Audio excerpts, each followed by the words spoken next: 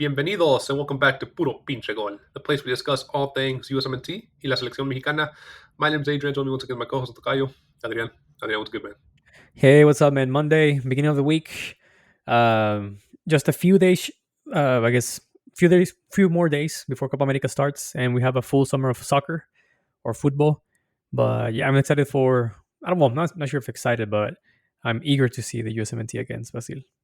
Yeah, your tone shifted there from the preview we did USA versus Colombia. You were very excited. Now you are just not excited, more so, I guess, intrigued as to what's going to happen, right? Yeah, Yeah. for sure. Well, anyway, this is the USMNT versus Brazil preview episode. USA plays Brazil Wednesday, June 12th in Orlando at Camping World Stadium at 6 p.m. Central Time. How have these two teams stacked up in recent times? Well, not just in recent times. Overall, it just goes one-sided completely to Brazil. 18 losses for USA, 0 draws, and 1 USMNT win in all 19, I guess, matches between Brazil and USA. The last 5 matches have been all L's for the USMNT. The most recent of which was September 2018, where they lost 2-0 to a goal from Neymar and a goal from Bobby Firmino. Before that was in 2015 when they lost 4-1. 2012 they lost 4-1. 2010 they lost 2-0. And 2009 they lost 3-2. And the last and only win against Brazil was a 1998 Gold Cup USMNT. Adrian, as we come into this match, how do these teams' last 5 matches kind of stack up? All right, we're gonna start with the USMNT. The last 5 matches they had 3 losses and 2 wins.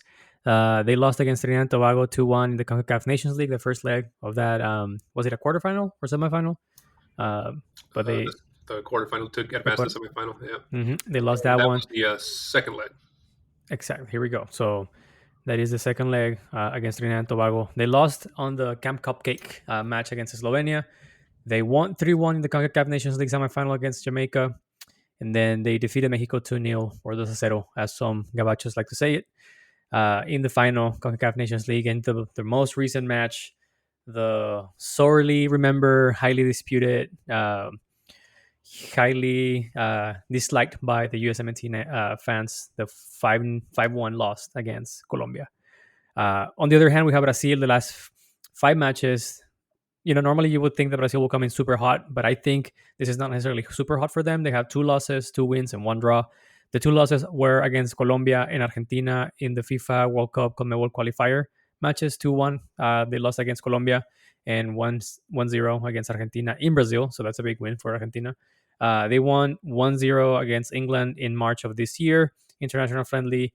They draw against Spain 3-3 in March of this year as well. And then lastly, they just defeated Mexico 3-2 in College Station, the land of the Aggies. Yeah, not the best of form if you look at the overall last 5 matches for Brazil. But if you take into consideration that they switched coaches and got hired Dorival Jr. 3 matches ago, he's undefeated with Brazil.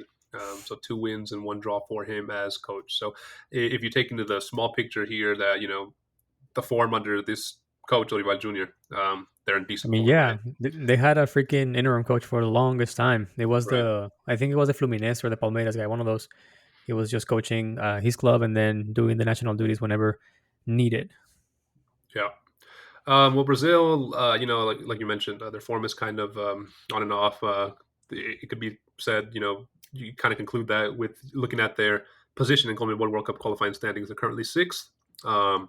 But like we said, I mean, this doesn't really take into consideration the new coach that have been playing really well.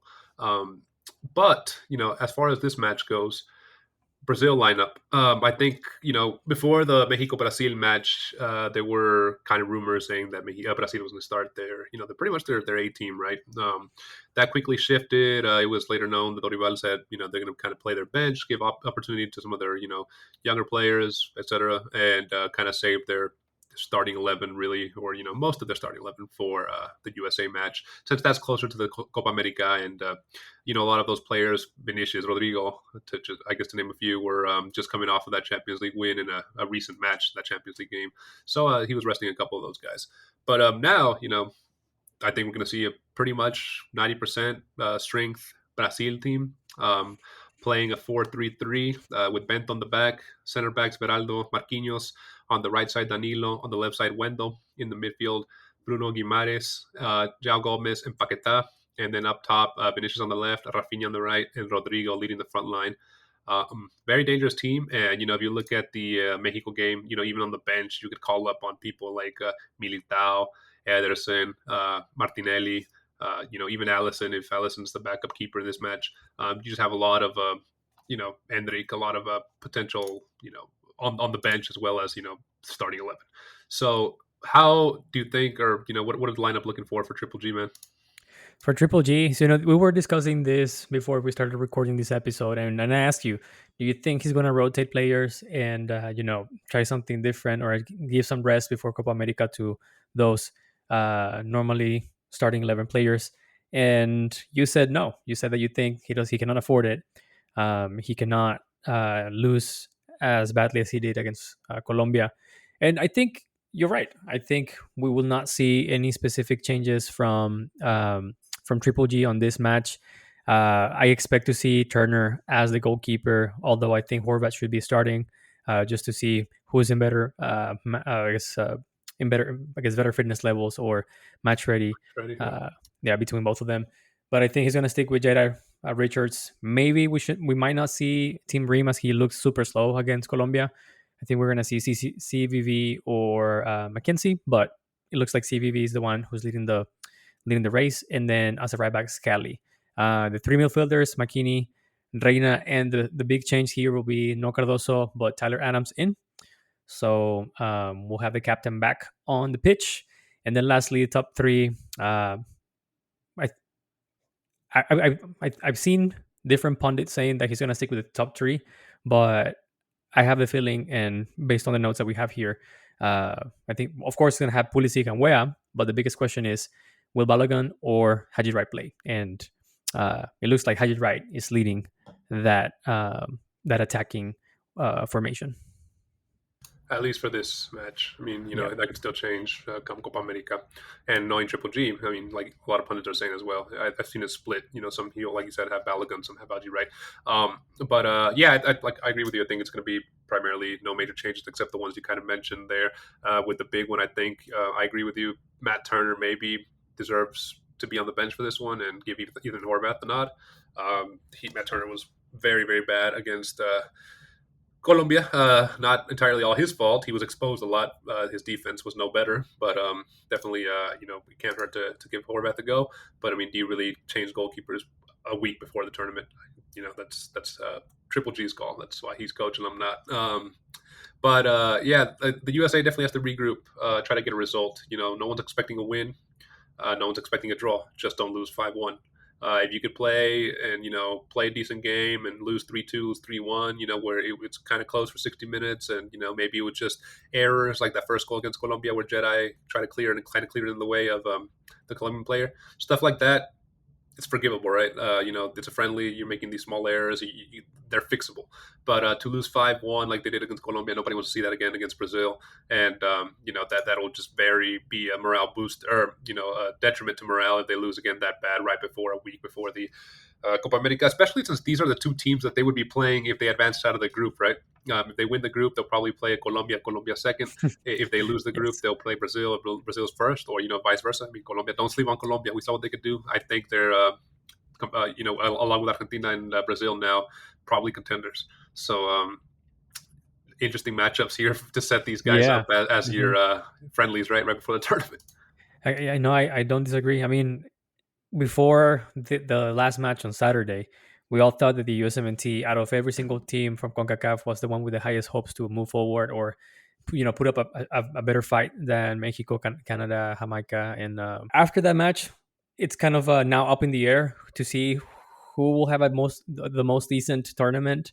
Uh, and I believe they made the choice to face these two teams because they knew they had the chance to face them again, and they will get an early taste of what it will be like to face them at a direct match. But I don't think things turned out as they thought they would. So um, it's great that we see that they face these kind of challenges, especially on a World Cup World Cup timeline where you're not going to have any major tournaments that you're going to be part of. You're not going to have World Cup qualifiers. So your team is not going to be constantly playing against good opposition, right? So these are the few chances you're going to have to flex your team against that level of talent. Um, I think now things are backfiring. If they manage to lose again, as they did with Colombia, but this time with Brazil, I think the worst case scenario that they hadn't prepped for or they hadn't thought of, um, it's going to happen. Now, how much will this affect the USMNT? I think it will be a hard hit on morale, but I don't know, man. I mean, based on the things that we've heard from the players after matches and whatever, they seem to have, the resilience, and they seem to have the right attitude to digest defeat. We shall see if the defeat against Colombia is motivation for them not to just let loose and get or allow Brazil to steamroll them like Colombia did. So, oof, it's What if it a was a 1,000 IQ play by Greg Berhalter telling them to not go all out, let them, just give false hope for Colombia, Brazil, and show your real match skills in the tournament. You never know with this this is guy, man. I know I don't disagree with you, dude. And if that's the case for freaking Triple G, then my argument or my answer will be Christian Pulisic, Tyler Adams, the leaders of this team. Stop listening to Triple G and show up. Right, do what you need to do to win. Sometimes you gotta pretty much break the rules and go all out there because clearly Triple G's tactics are not working, and his philosophy of go slow and pace yourself and build Play up out the the play. back, build up. Exactly. Like, listen, man, you're not Pep Guardiola. You're not a Class A coach. You don't have the accolades that other coaches have to be that pragmatic. Nor the So players. yeah, totally. So make sure that your strategy caters to your players' strengths, and just go and make sure that you're competing with your best attributes, which normally with the United States is their physicality, their athleticism. Now you have players who can combine athleticism and good technique. So why not take advantage of that? Yeah, and the thing that we're yet to see about Triple G, this was the first time the USMNT conceded 5 goals since 2009. This was the biggest loss for USMNT under Triple G's reign. Um, what was most concerning for me was against Colombia was that when he started going down 3-1, um, the changes he made were like for like, man for man. I think we discussed kind of on a reaction video. There was no formation change, no adaptability to the situation, no, hey, let's bunker down not to let this get any more out of hand and just take 3-1 L. Let's, or, it was just a like for like Johnny Cardoso, Tyler Adams, Pepi, balogun. There was really no big strategy change or adaptability to the situation. And that's the scary part about Triple G, that when he's down, he's out of his depth. Just like in the World Cup against Netherlands. There was, Yep. he didn't do anything about it. Colombia started giving possession to USMNT and they couldn't break down Colombia, and Colombia just killed them on the counterattack. So how will he adapt if he goes down again against Brazil? We'll Only see Triple G on knows. Wednesday. Oh, yeah, I guess so. We give a lot of we give a lot of crap to Jimmy Lozano saying that he's in unexperienced or inexperienced. But Triple G is on the same block, dude. Triple G I, doesn't have that much more of experience than Jimmy Lozano, I think. I feel like we give Triple G a lot of crap as well. I think we split our crap that we give to both of them equally. um, yeah, Well, Triple I guess G. I meant in general. I guess Just that, the I guess that Triple G has gotten results up to this point against Mexico, I which guess is so. why we kind of don't give him as much crap, I guess, though we still do give him crap. But and we see when we see Jimmy lose 3 times, or not him 3 times in a row, but Mexico not improve from 3 years ago against Nations League against USMNT, when Mexico lose 4-0. Yeah. It's easy to blame Jimmy for that, right? But Yeah. just like Yeah. we blame Jimmy, it's easy to blame Triple G for these situations, and he should be blamed because it's easier to blame the coach for their tactics than to blame 11 players for I mean, that yeah. consistently play well for their clubs. Something's not right there, right? But Mm-hmm. I Someone's the think, common denominator. yeah, so yeah, I wonder exactly. who he is. Yeah. Adrian, as we wrap up this episode, what are your predictions, score predictions? Ah, man. Last time I was super positive, and I thought the USMNT could break that 21 streak, lossless streak from Colombia, but I'm going to be more conservative nowadays. I have the feeling the players will not allow Triple G to expose them as he did against Colombia. So I'm shooting for a 1-1 tie. Um, but I wouldn't be surprised if it's a full blown out, dude. I'm shooting for 3-1 win to Brazil. I don't think it's going to be as bad as it was against Colombia. I think the players will wake up. They'll still lose, but they'll play better. They'll be more solid, more cohesive, more compact.